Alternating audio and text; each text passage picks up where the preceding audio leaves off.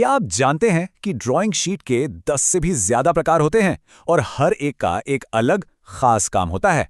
यकीन मानिए, आज के बाद ड्राइंग शीट का कोई भी सवाल आपका गलत नहीं होगा।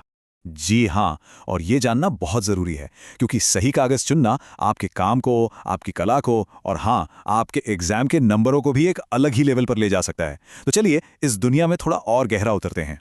तो सबसे पहले और सबसे जरूरी सवाल, आखिर ये ड्राइंग शीट होती क्या है? सोचिए, ड्राइंग शीट एक खास तरह का कागज़ है। ये आम कागज़ से मोटा, ज़्यादा मजबूत और चिकना होता है। ऐसा इसलिए ताकि जब कोई इंजीनियर एकदम सटीक लाइनें बनाए या कोई आर्टिस्ट स्केच बनाए तो पेंसिल और इंक इस पर मक्खन की तरह चले, बिना फैले। चलिए अब अलग-अलग तरह की ड्राइंग शीट्स को देखते हैं और पता लगाते हैं कि आपके अगले प्रोजेक्ट के लिए कौन सी सबसे बेस्ट रहेगी।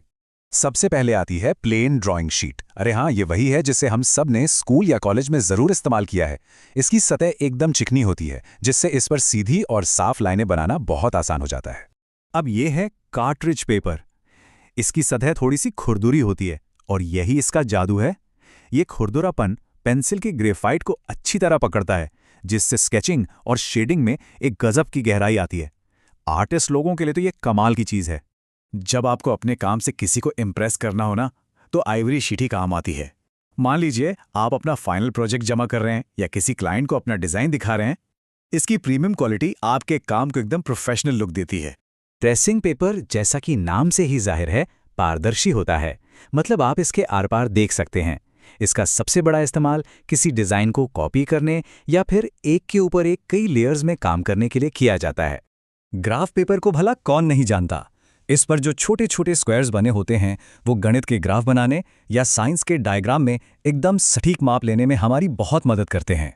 बॉन्ड पेपर, अरे ये तो वही कागज़ है जो हम और आप अक्सर प्रिंटर में इस्तेमाल करते हैं। ये हल्का होता है, सस्ता भी और आसानी से मिल भी जाता है। तो रोज़मर्रा की प्रिंटिंग या कोई रफ स्केच बनाने के लिए ये एकदम सही है। और अब हैंडमेड पेपर, इसकी तो बात ही अलग है क्योंकि ये हाथ से बनता है। हर एक शीट की अपनी अलग बनावट होती है, एक अलग एहसास होता है। ये कार्ड बनाने या किसी खास आर्ट प्रोजेक्ट के लिए परफेक्ट है। इसमें कागज़ खुद एक कलाकृति जैसा लगता है। अच्छा, अब जरा साइज की बात कर लेते हैं। आपने A4, A3 ऐसे नाम तो सुने ही होंगे। चलिए समझते हैं कि आखिर इनका मतलब क्या होता है। ये सिस्टम बहुत ही आसान और लॉजिकल है। सोचिए, A0 सबसे बड़ा साइज है। जब आप उसे ठीक बीट से आधा मोड़ते हैं तो वो बन जाता है A1।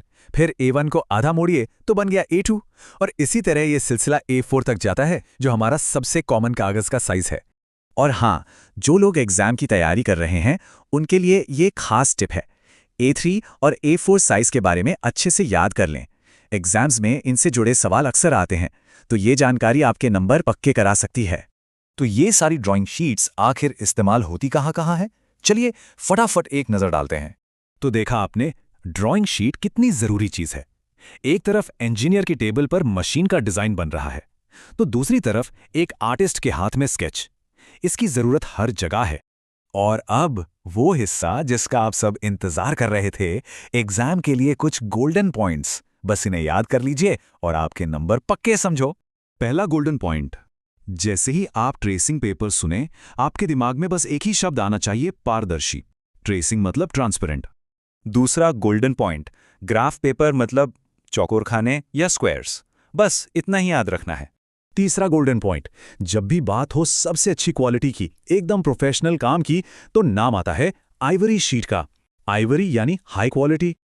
और हमारा आखिरी गोल्डन पॉइंट, A4 साइज। इसे कभी मत भूलिएगा। ये दुनिया में सबसे ज्यादा इस्तेमाल होने वाला साइज है, चाहे प्रिंटिंग हो या कोई डॉक्यूमेंट। तो दोस्तों, अब जब आप हर काम के लिए सही टूल यानी सही कागज के बारे में जान गए हैं, तो सवाल यह है कि आप क्या बनाएंगे? आपका अगला डिजाइन, अगला स्केच या अगला प्रोजेक्ट किस कागज पर शुरू होने वाला है?